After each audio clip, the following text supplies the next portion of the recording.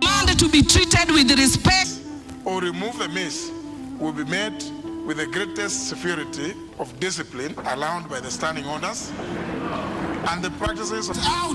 Many of them get out. As many of the opinion say no. The eyes have it.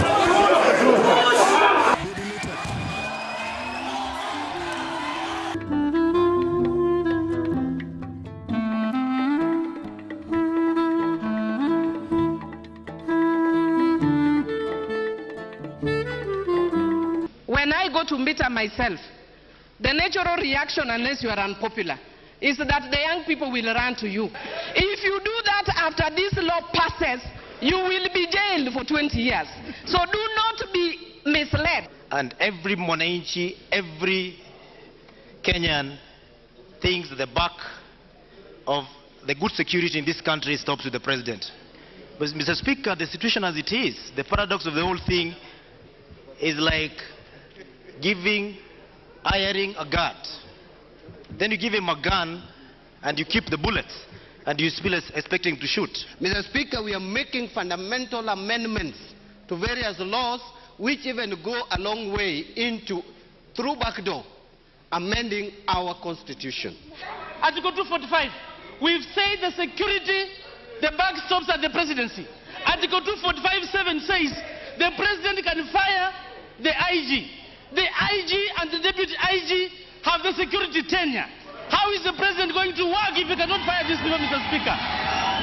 Mr. Speaker, if these amendments pass as they are, Mr. Speaker, this country will witness darkness at noon, Mr. Speaker. They will see darkness at midday, Mr. Speaker. Many articles of the Constitution are violated by this bill. And there is absolutely no reason why we should use an ordinary piece of legislation to attempt to amend the Constitution. We are just talking about, oh, there is court, there is Jubilee. Mr. Speaker, those children who are crying, they have lost their parents. And here you are telling us stories here, Mr. Speaker.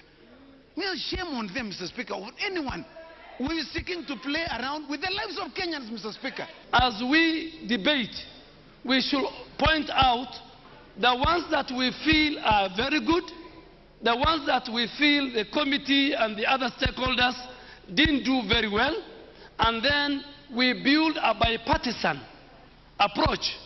I think it is the right of every member of this House to express their views independently, and if members can agree that the views of their colleagues are as important as theirs, that can be the starting point.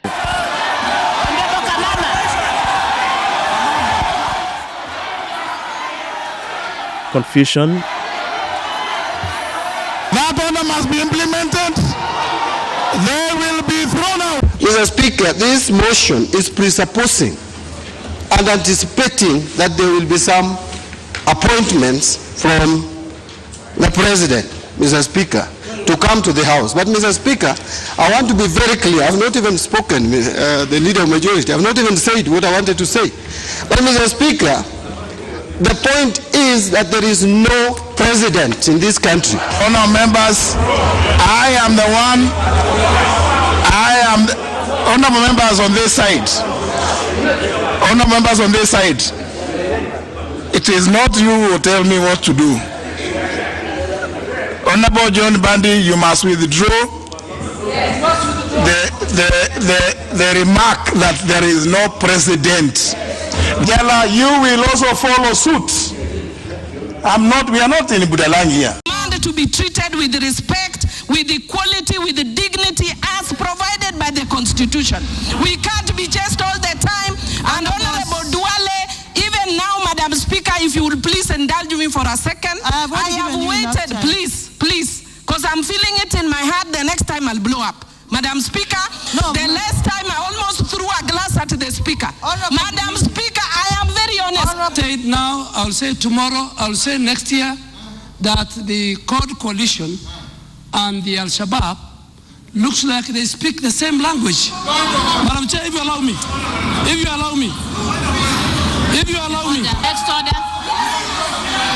Next order. Honorable Majority Leader. Your pronouncements are totally out of order. They are totally out of order. We cannot, honestly. What is wrong with you? No, but this is not, don't be silly, man. What are you doing? We are members of parliament. No, stop it. Stop it. Who are you? Honorable Jakoyo, can you address the House? You are not addressing. Al-Shabaab has called for the withdrawal of KDF. CORD has called for the withdrawal of KDF. You are speaking the same language.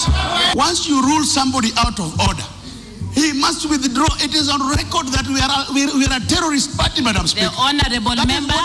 And the least you could have done was to compel him to withdraw that aspersion and apologize. Since he did not, Madam Speaker, I am on a point of order which you have given me. Let me set the record straight. Honorable Jakoyo. Madam Speaker, it is Honorable Duale who is trading in Chakol using the Kenyan military in Somalia. This is known. Madam Speaker, a terrorist cannot call innocent people terrorists. He is the one who is on record. Now, Honorable Jakoyo, is what you are saying any different? Is what you are saying any different, Honorable Jakoyo? It is not a must that you must lead. You must lead. Mr. Speaker, you must wait for 2017. You can't massacre our people. You cannot massacre our people. You want to ascend to leadership through the blood of our people. An attack on Kenya by terrorists or whichever military group is an attack on the very fabric that joins us together.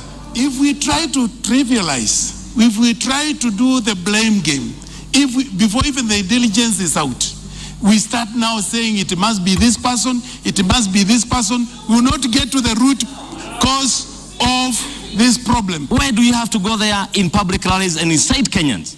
I want to quote, Mr. Speaker, one of the things that was said in one of the rallies, Mr. Speaker, sir. And I quote, "It is better to die than to live in slavery. We will shed down, the donkey will shed down, the Lord come Saba Saba." Mr. Speaker, it continues to say, ukiona mwenzako anyolewa, chako kitie maji. Since when, Mr. Speaker, sir, did the terrorists differentiate between a Kikuyu, a Kalenjin, a Luo, a Kisi, a Kamba, Mr. Speaker, sir? Since when did the terrorists know that there are certain people who must be cleansed before others?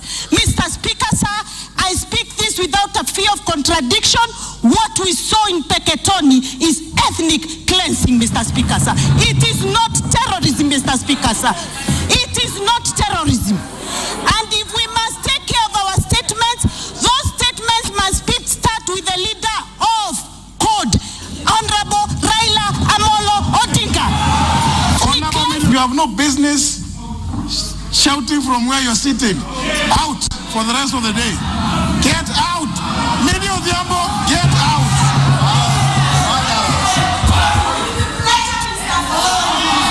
Get out of here. Get out. Get out. Honorable Millie Odhiambo, get out. Out. Sergeant